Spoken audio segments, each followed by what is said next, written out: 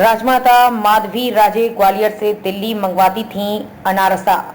Jai Vilas palace में लगे संतरे का अचार भी था पसंद। उनकी जिंदगी से जुड़े अनसुने किस्से। राजमाता माधवी राजे सिंधिया अब इस दुनिया में नहीं है, सिर्फ उनकी यादें बाकी हैं। चूंकि वे राजनीतिक जीवन से दूर थी, इसलिए उनके बारे में किसी को ज्यादा जानकारी नहीं है। उनके बारे में जानने के लिए जब हमारी टीम ने सिंधिया घराने के करीबियों से बात की तो पता चला कि बाहर से वे जितनी कठोर थीं, अंदर से उतनी ही नरम।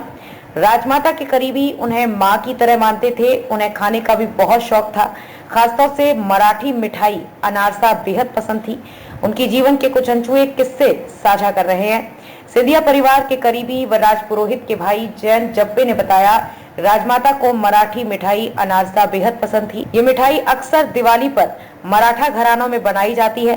चावल और तिल से बनने वाली ये मिठाई उन्हें बहुत पसंद थी। करीब 7 महीने पहले दिवाली पर मेरी आखिरी बार उनसे बात हुई थी। तब उन्होंने फोन पर कहा था कि जयंत, जरा मेरे लिए अनारसा तो भेज दे। मैंने उनको तत्काल अनारसा बनवा कर भेजा था। ये आखिरी बार बातचीत थी। इसके बाद उनका स्वास्थ्य खराब होता चला गया। जयंत ने बताया कि राजमाता को जयविलास पैलेस में लगे ऑरेंज का अचार बहुत पसंद था।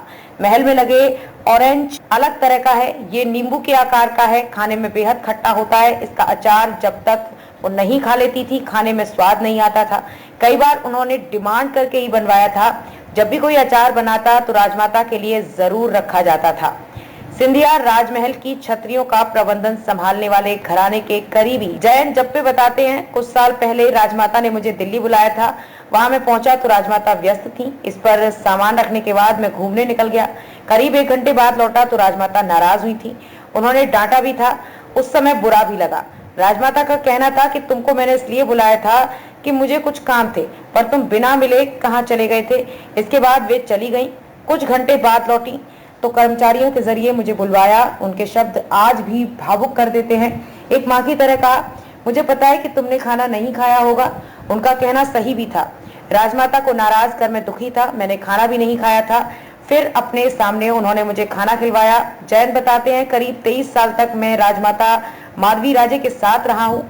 कुछ साल पहले की बात है, ग्वालियर में एक टूटी हुई कुर्सी उन्होंने मुझे ठीक कराने के लिए दी थी।